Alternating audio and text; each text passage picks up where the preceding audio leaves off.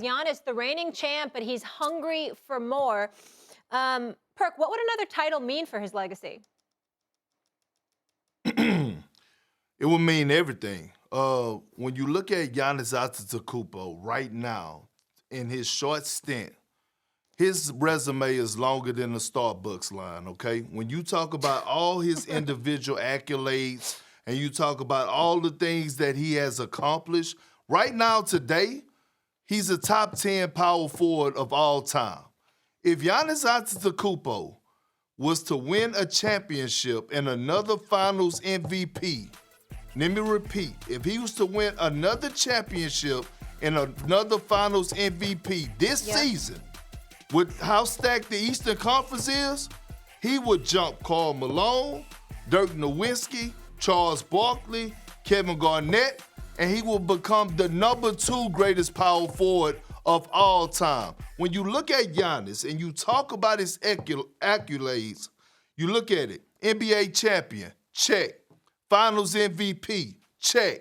2-time MVP, check. Defensive Player of the Year, check. All-Star MVP, check. It's nothing that this man haven't accomplished. Nothing. So if he was to win a championship this year and make it out of the Eastern Conference and go on to win another one with a Finals MVP, I'm going to put Giannis as the number 2 greatest power forward right under Tim Duncan of all time. I'm trying to figure out why we did this segment because I don't disagree with a damn thing Kendrick Perkins just said. I mean, I ain't gonna lie to you. I can't. I wish I could because I've thought about it. Karl Malone, phenomenal. No rings. I could put Kevin McHale in there, but Kevin McHale couldn't do all the things that Giannis Antetokounmpo can do. Kevin Garnett, that's the closest to it. I mean, when you look at Tim Duncan, I mean, obviously more rings, so we ain't putting him above Tim Duncan, 5-time champion. We get all of that. But Barkley was tremendous. But Dirk's got 1 ring. Dirk can move like this dude that like Giannis can move. You know, Kendrick, I don't mean anything insulting at all because you were a big boy and this wasn't an expectation of your repertoire. But damn it, Dirk was slower than you. I mean, it's just the truth. It's just the truth, Kendrick Perkins. So I'm just saying. I mean, it's just the truth. So all I'm saying is like, I mean, Dirk couldn't move like that, and so I'm looking at Giannis. He win this chip.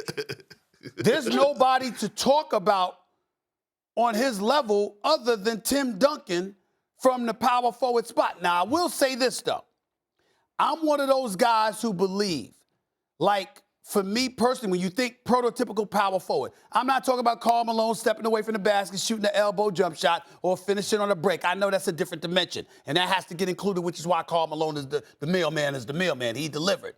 The flip side to it, KP, however, is this.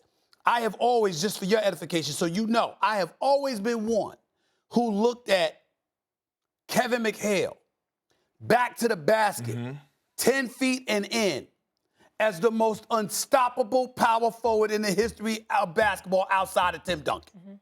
I've always viewed him. Karl Malone never had that back-to-the-basket game. Giannis doesn't have that back-to-the-basket game. He can do everything else. And that's why you got to put him number 2, particularly if he wins the title. All right, number 2 to Tim Duncan from the power forward spot. But I want to be clear. Back to the basket, which is what the power forward position used to be. You know, before the likes of Kevin Love, Chris Bosh, and KG and others came along. Okay, KG obviously before them. Back to the basket, there's a reason why we saw Kevin McHale up there this week. And there's a reason why you see him on television talking basketball. Wherever you go, for anybody that knows the history of basketball, you look at Kevin McHale, with his back to the basket, ask the great Hubie Brown, who's forgotten more basketball than almost any of us will ever know, okay? Kevin McHale, to me, at the power forward spot, was the greatest back to the basket power forward in the history of basketball outside of Tim Duncan. And you talk, well, you know, when you go to that point, Stephen, like you talking about his skill set. Yes. Like he was hitting you with the up and unders, The Up and slippery undeserved, eels is special. what they was calling it. Special. All those names Yes. that they had for it was just different. And look, when you think about Kevin McHale and then you go and watch Kevin Garnett, Yeah. you know why Kevin Garnett added so much to his back to the basket. That's right. Because he was right there in Minnesota learning from Kevin McHale. From Kevin McHale. But That's right. But listen, I just man, when you talk about Giannis though, and you talk about just pure dominance and what he has done, I had to go back and just revisit his resume.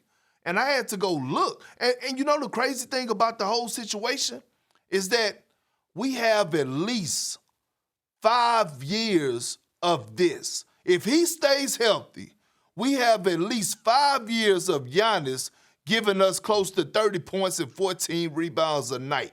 And 6 assists because he's grown in that aspect, let alone what he brings on the defensive side of things. So he still is going to improve in stacking up in areas for his points and rebounds and things to that nature, block shots and all that for his individual accolades. But my God, I had to go back and double check. And if he was to make it now, Molly, right now, out of the East, the way the East is built, and go on to win the championship, look, nobody could knock it. You got to put him number 2. Thanks for watching ESPN on YouTube. For live streaming sports and premium content, subscribe to ESPN+.